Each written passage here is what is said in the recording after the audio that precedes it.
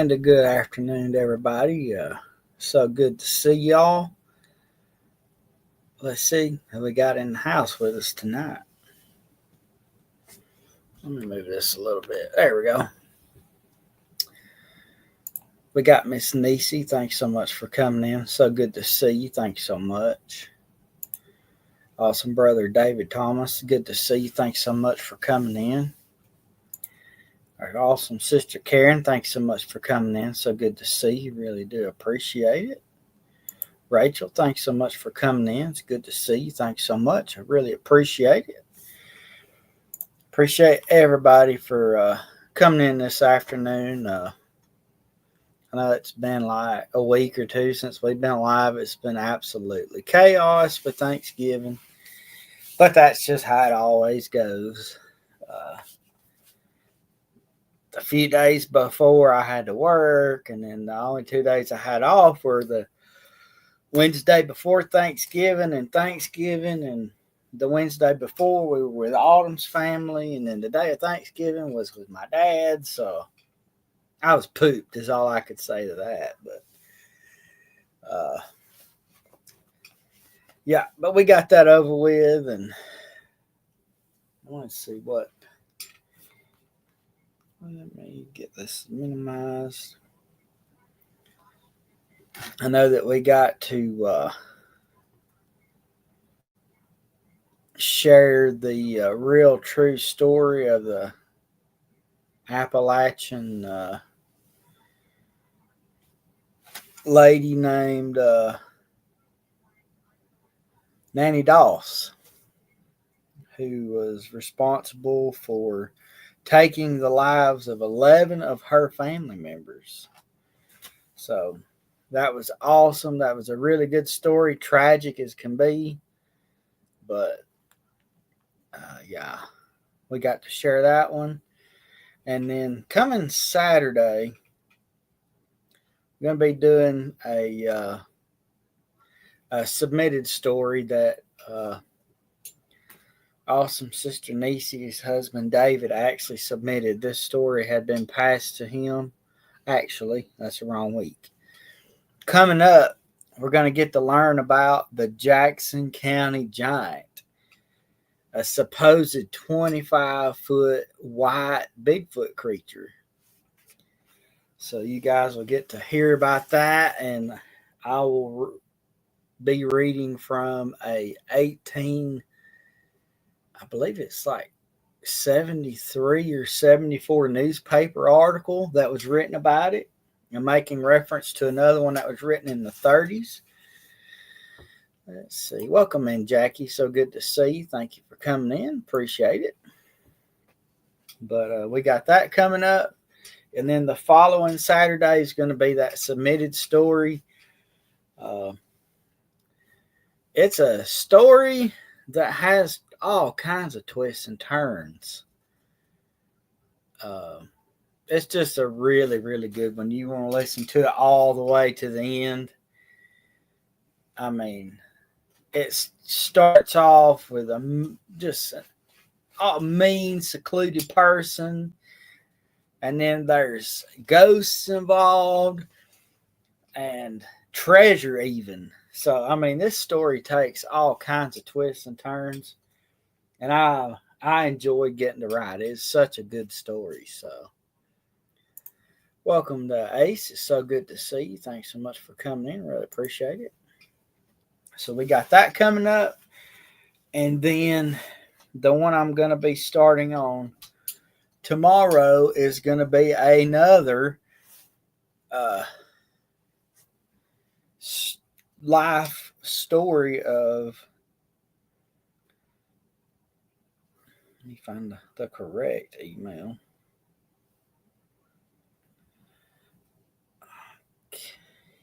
Let's see, where you at? All right.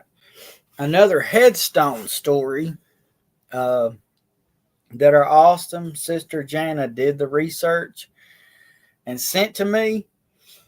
And the craziest thing about this, her or myself did not know the person she actually wrote about is my 9th cousin. So she found his grave and did some research and found his story. And I'm going to be sharing that with you guys. And then today, actually, this morning, I was doing some research, just kind of digging around on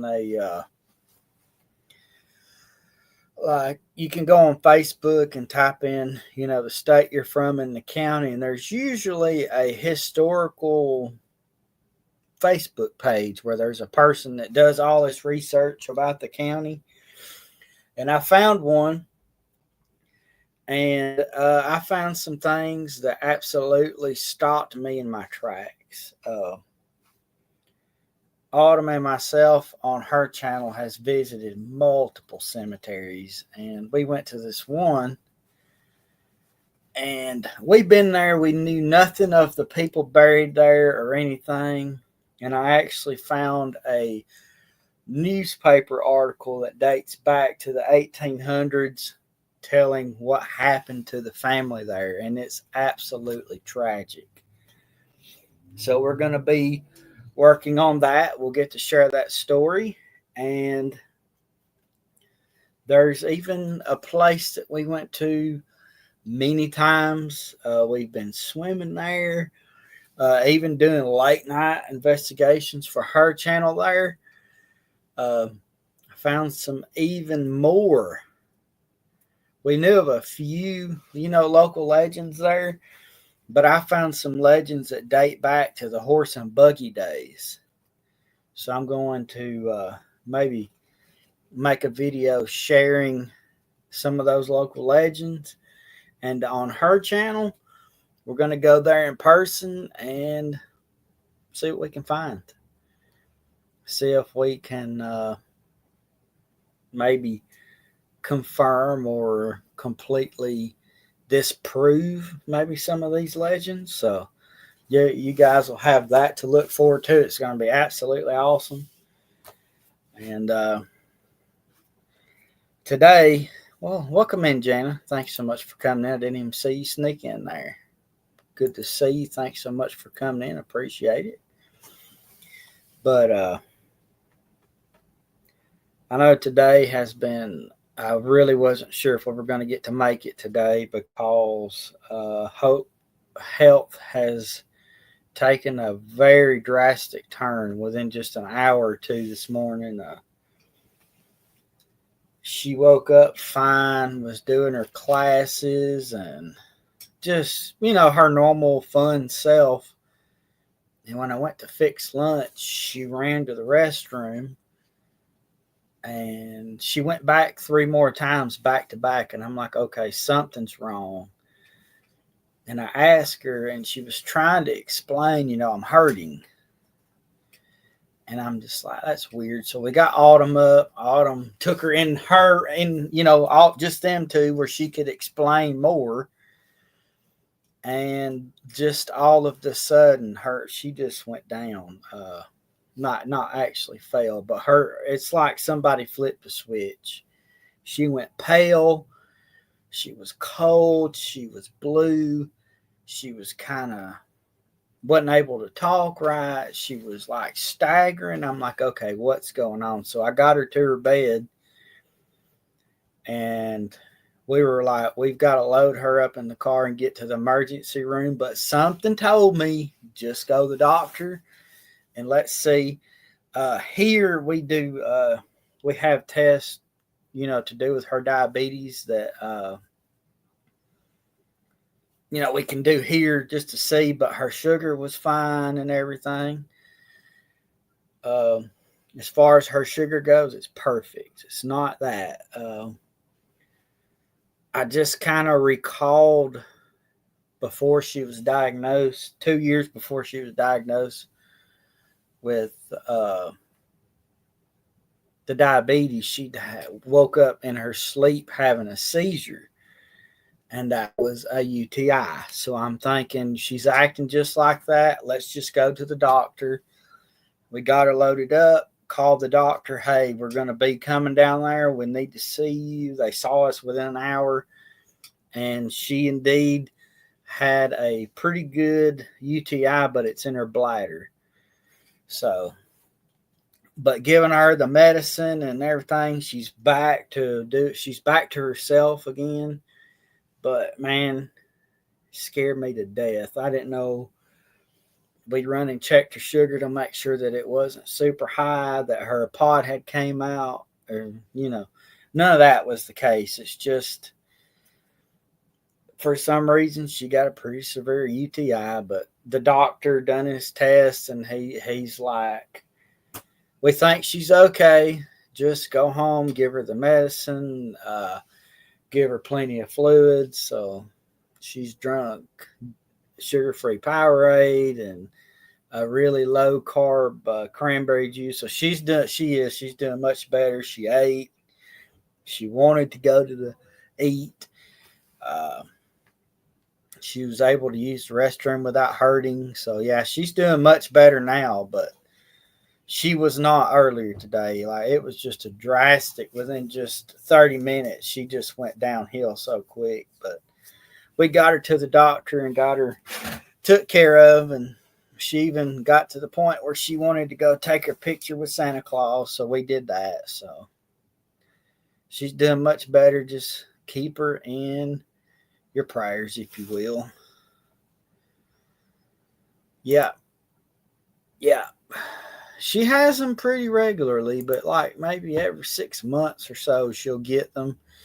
But when she gets them, they're pretty severe. So the first one she got is when you can have the strangest things that go along with the UTI, seizures and all that, and it was caused by that. But anyway, like I said, she's doing much better. She's in there watching her tablet, just taking it easy, drinking, and just trying to keep herself flushed out. So she's doing good. Just like I said, just had me worried to death. But anyway, I guess I can get me off of this screen. And I got a few stories. A couple of these are pretty long, so let's get into it here. Okay, let's start with the hiker story. If I can find it again. Well, first I wanted to read a little short article that I found. You guys know that in the South, religion runs deep. Let's see. How much does she? Matter of fact, she drinks a lot of water. That's all she drinks. But Hope does not get sodas at all. No kind of sodas, because it's terrible for her. But I found this article that has to do with it.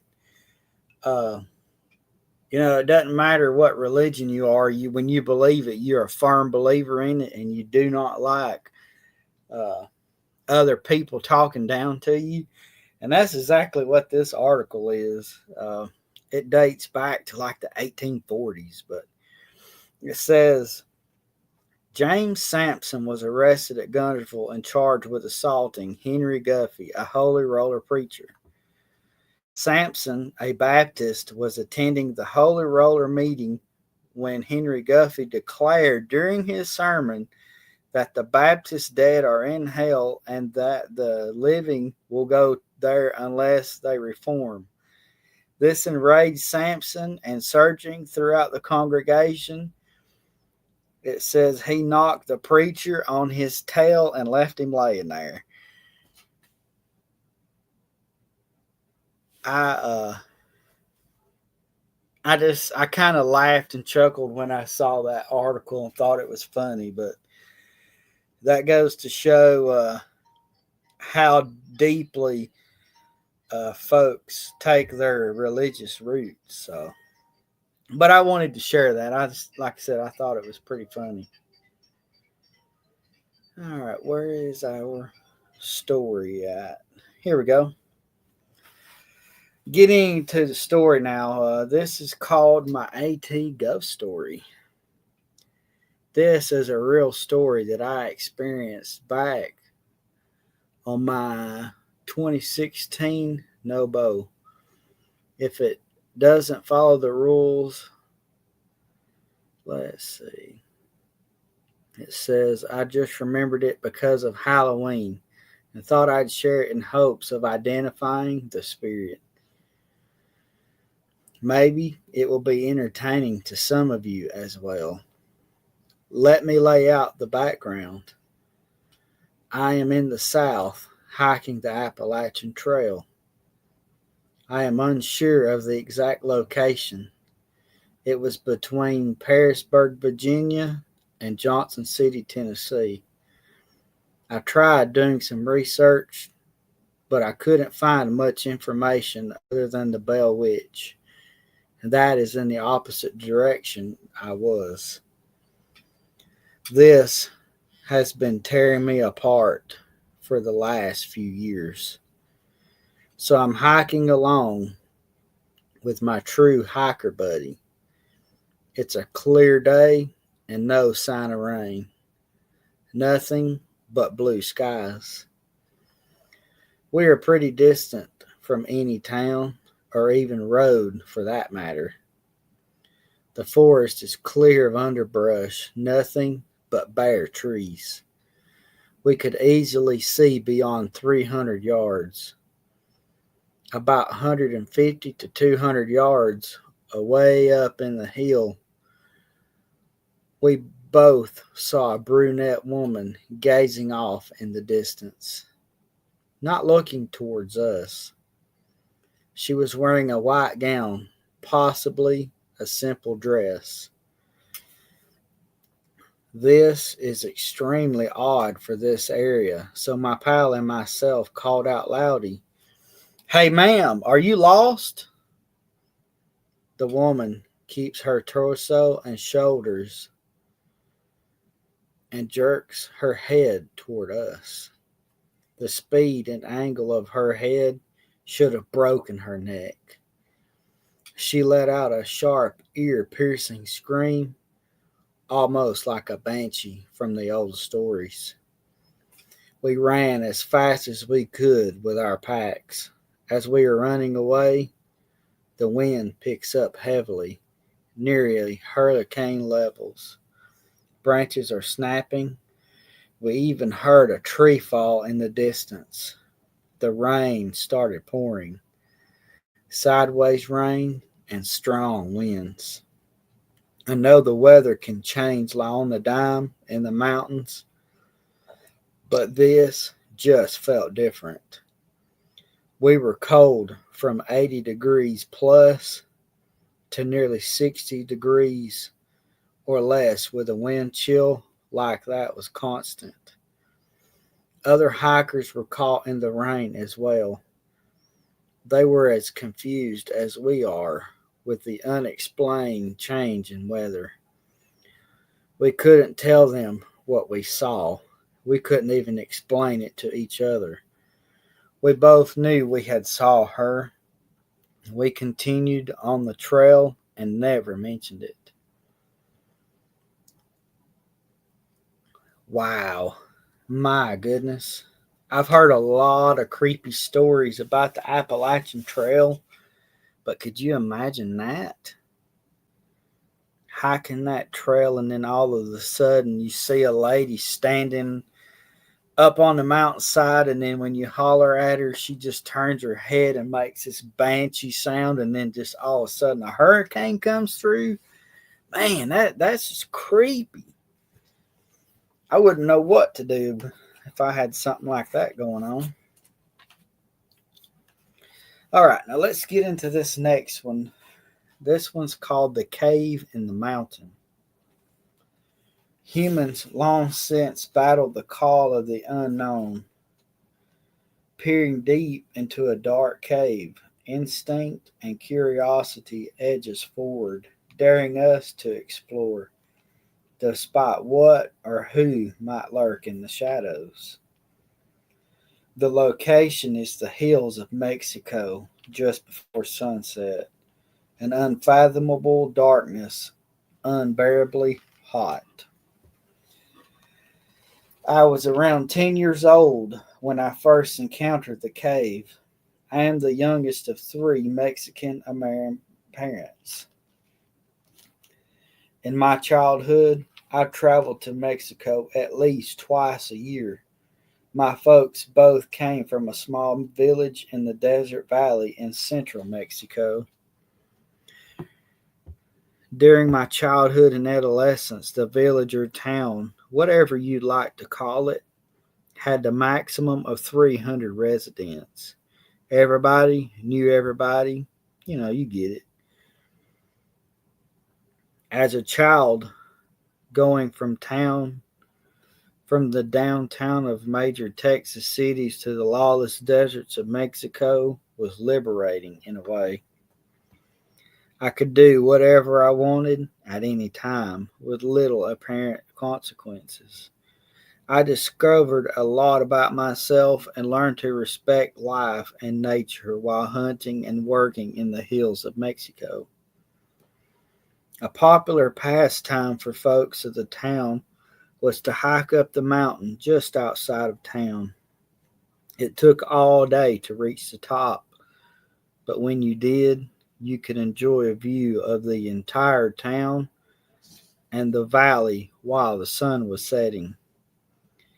It was truly enjoyable experience.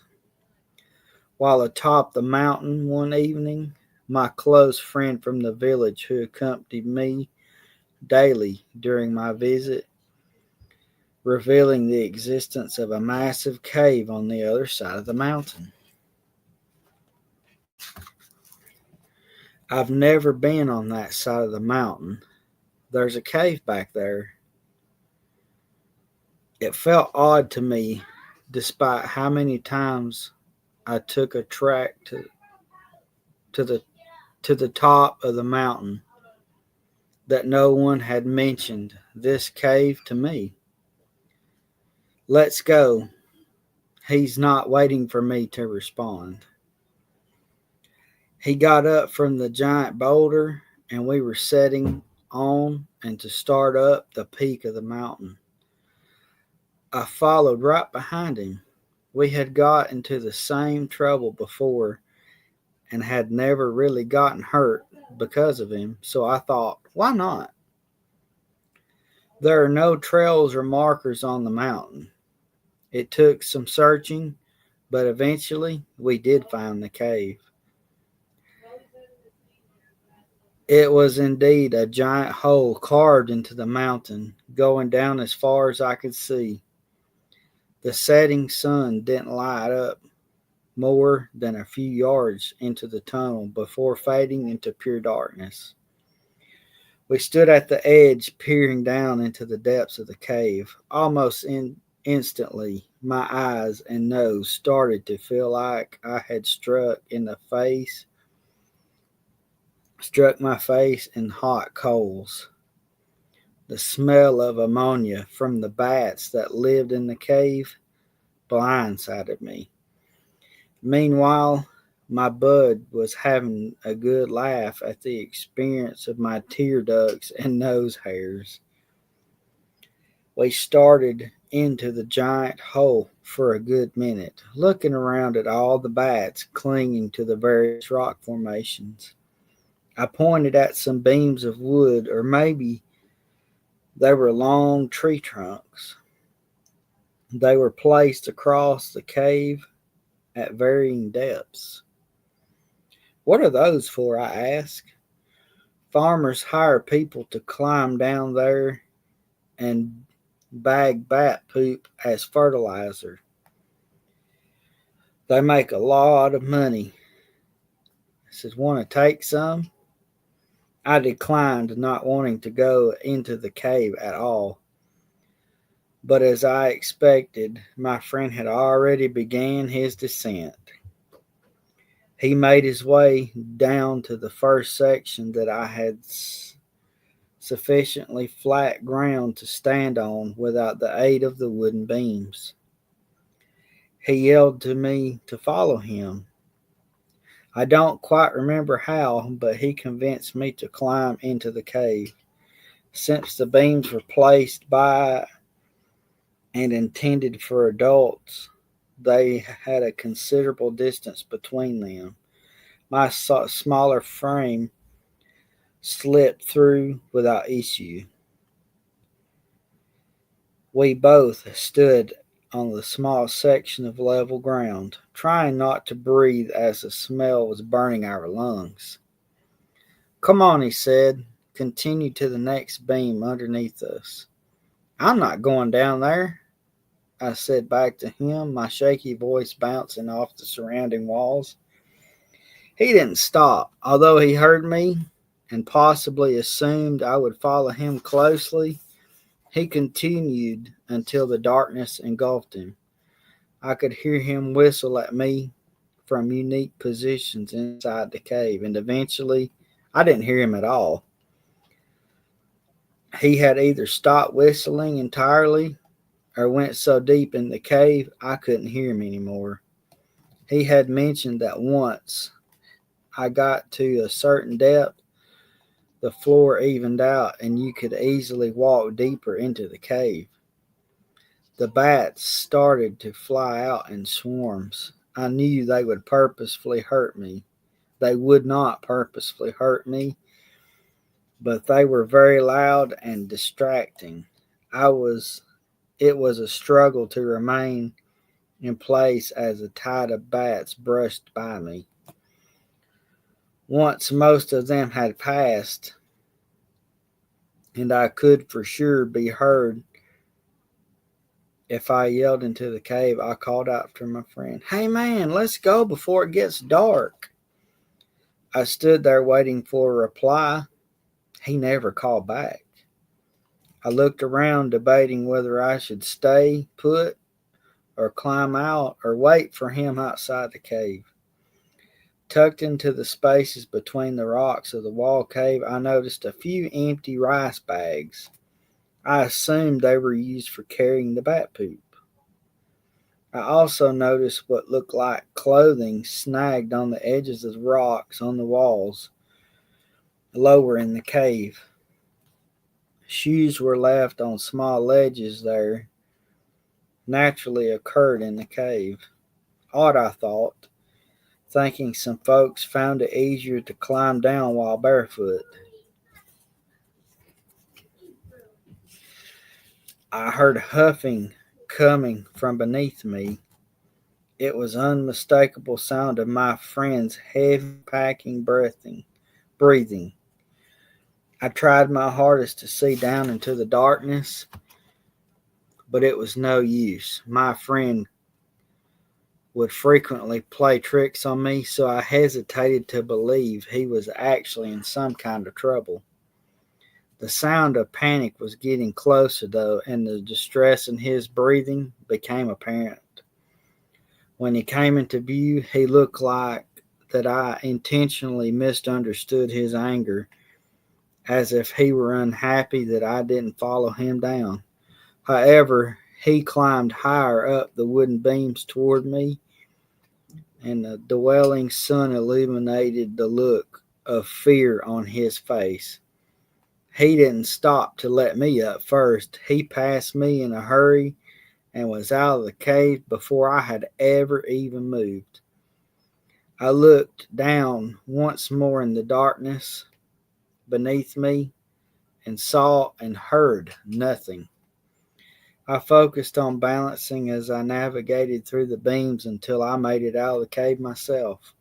Once I was out, I looked around for my friend so we could leave, but I didn't see him anymore near the mouth of the cave. I yelled for him, getting ready to escape. He probably left me behind and was halfway down the mountain. I called to him one more time and scanned around him until I found him in the tree line, sitting next to a big log. "Hey man, let's go before it gets dark," I said again.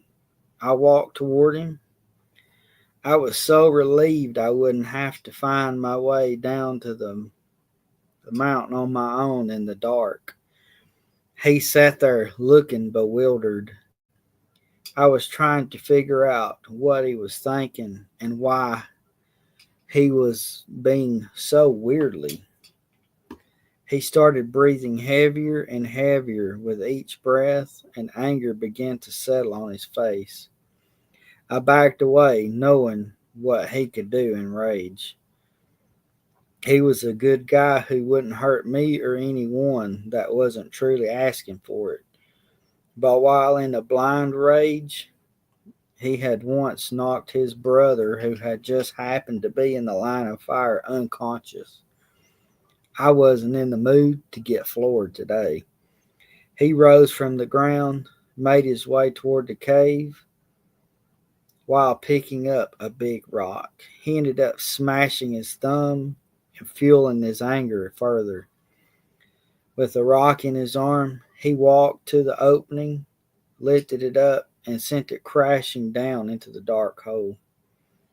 The rock broke through some of the wooden beams on its way down and caused an enormous roar of echo filled the surrounding air. With the intense roar of echoes starting to subside, my friend looked as he was getting nervous. He gave me a look and nodded toward the trees, telling me it's time to go. Whenever we hiked up the mountain, he would run down at full speed, jumping from one boulder to another. It's our tradition. The mountain's steep face was covered in decades of dirt and dead leaves, cushioning our landing. Dangerous? Yes. But most of the activities we filled our days with were dangerous. We were just kids with only our imaginations to entertain ourselves. When we started jumping and hopping down the mountain, my friend was covering way more ground than I was. I tried my best to keep up, but he left me behind, seemingly without even trying. He would stop now and then to let me catch up, though.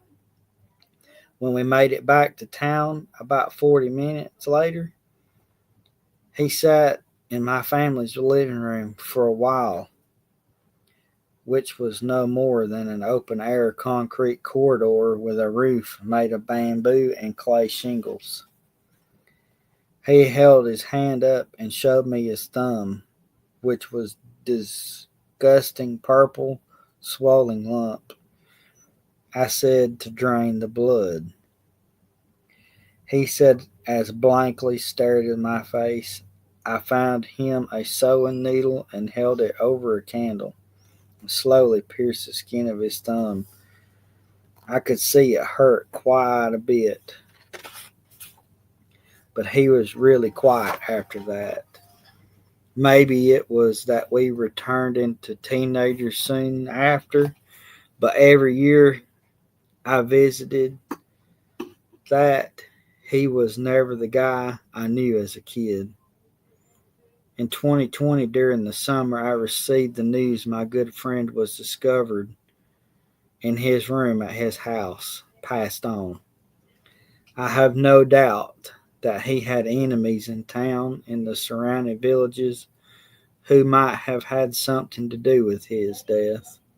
However, his wife said that she was sure he had done it. He was there with me when I went on my first hunt, when I harvested my first beehive, when unknowingly stole a herd of cattle from a drug lord in our region, when I got lost in the desert and jumped into a well just to get water, when my aunt unloaded her first rifle on us and she thought we were trespassers. We were chased by a herd of bulls that got away from their rancher. I often wondered what happened in that cave that really changed him. I really regret not being there with him that day. Wow, what a story. Could you imagine that? Climbing up that mountain and seeing that really old cave and climbing, you standing at the top while your friend climbs out, only to see him run as fast as you can, climbing as fast as you can to get up out of there, wondering what he saw. Today, that makes me wonder, what did he see? What was in the bottom of that cave that he saw? Was it something human or was it something worse? And Jana's right. A lot of people go missing on the Appalachian Trail and even more experience some of the strangest things that ever were. Well, I think I will read this next one called Stinker in the Fields next week. We'll start with that one next week. But, all right, let me get me back on here. All right. Man, that was some good stories this week. I've been saving that hiker story for a week or two. I just hadn't had the chance to read it with Thanksgiving and everything, but so glad that we got to. And hopefully everybody really got to enjoy their Thanksgiving with their families and friends. And same for Christmas. Hopefully everybody gets to do that.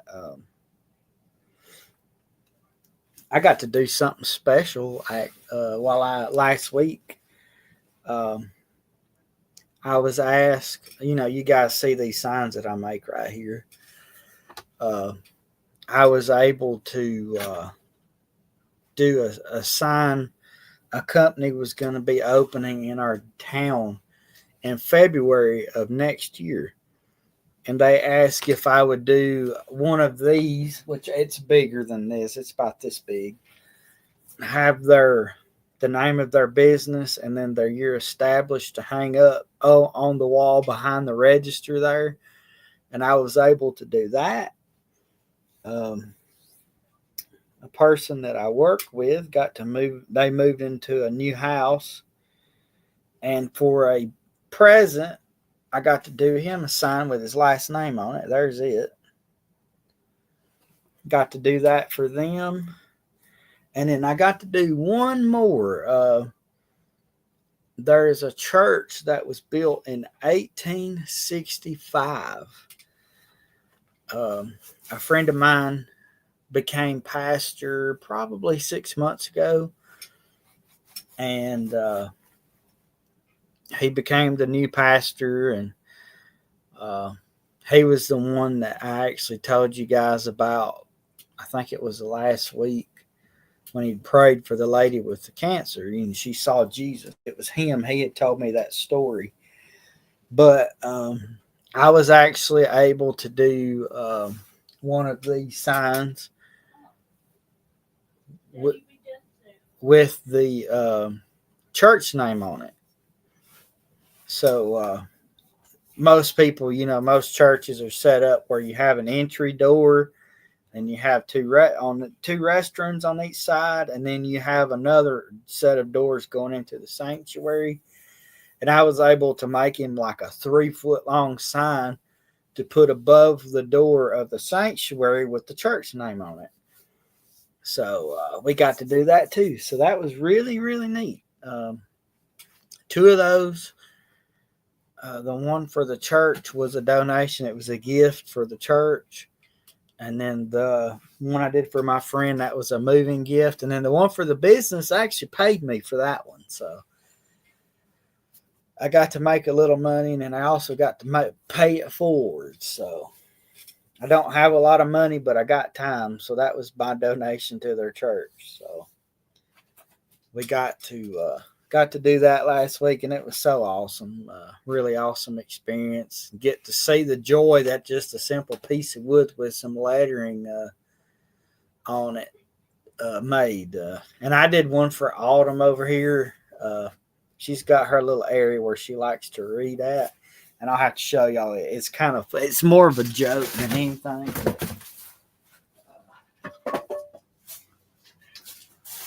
I made this sign a couple of years ago. Sorry, guys. I made it a couple of years ago. We had went to, I think it was Hobby Lobby, and they had this sign for like $40. It's literally what I made for free.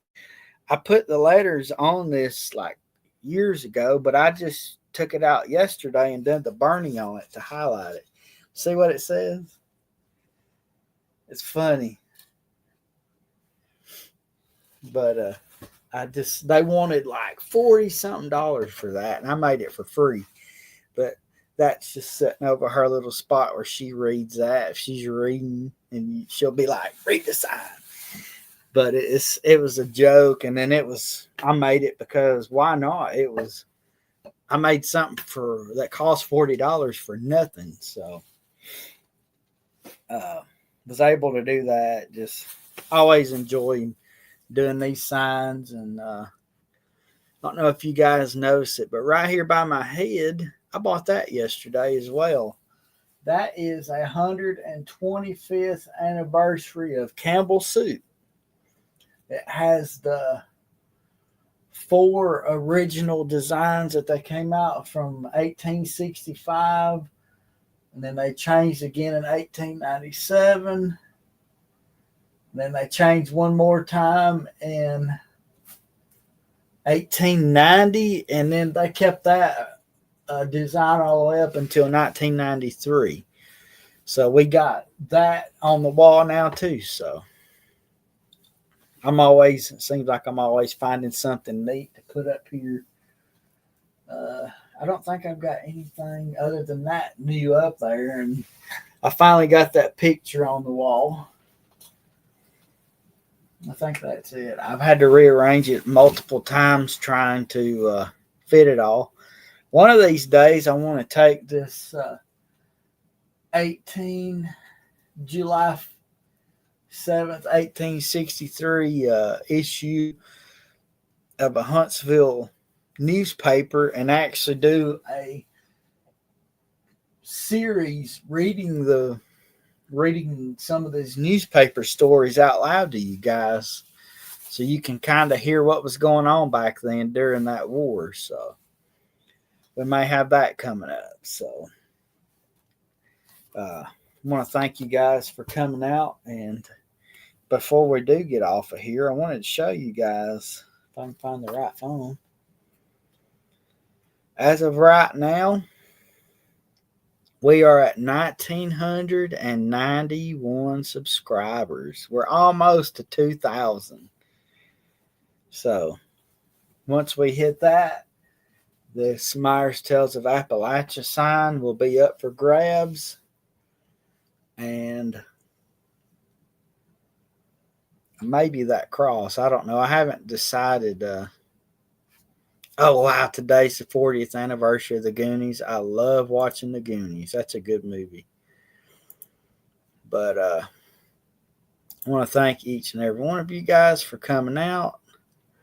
As a reminder, I always do this. If you guys have any stories that you'd like to share, something from your family history, some legend, something interesting that you know about, would like to share, you can send it to the Myers Tales of Appalachia at gmail.com email. And if you feel so led to write it in person or would like to send a Christmas card, whatever, we now have the Myers Tales of Appalachia P.O. Box. So I want to thank each and every one of you guys for coming out.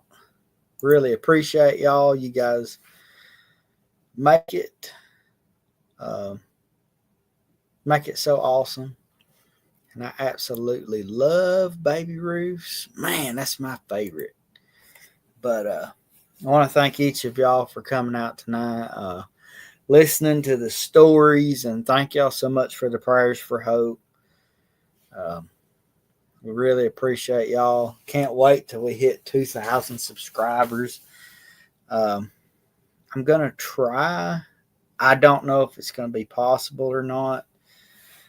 But when we hit 2,000 subscribers, I'm going to try to see if we can maybe get myself and maybe Jerry King and possibly Jimmy from Spooky Appalachia, can all three of us on one live stream just do a celebration. I don't know. I'm going to have to figure out what everybody's got going on, because I know everything's going on with definitely got stuff going on with Laura still. So thank you so much, May. I appreciate you coming in. It's always good to see you, and appreciate that thumbs up. So the video that is coming out Which one is it? I think, if I'm not mistaken, let me look.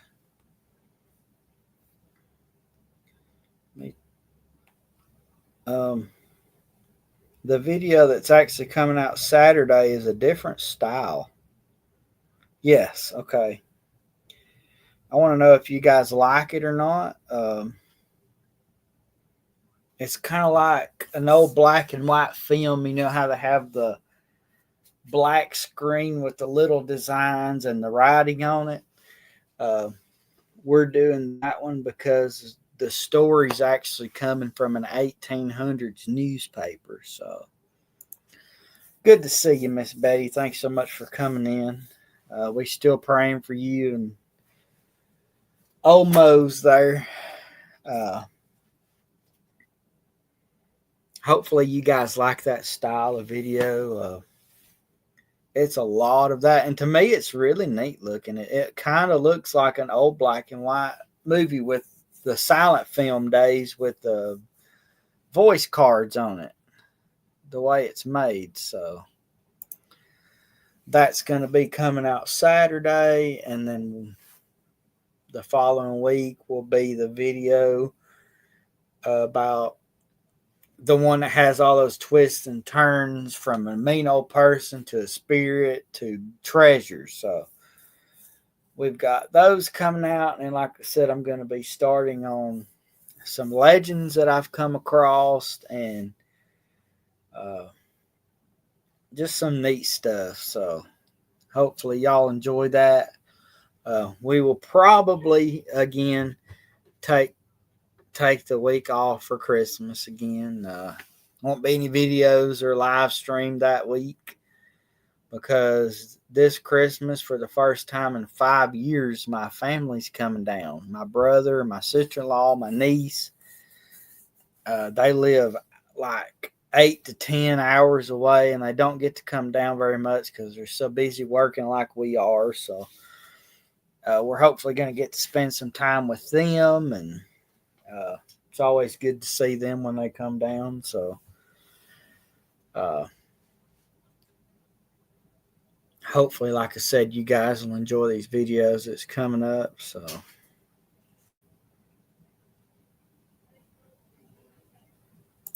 let's see. Yeah. We'll definitely remember you in our prayers even more than we already are. Thank everybody for coming out tonight, and appreciate all of you guys. And I guess until next week, we'll see you later. Bye, everybody. Have a good night.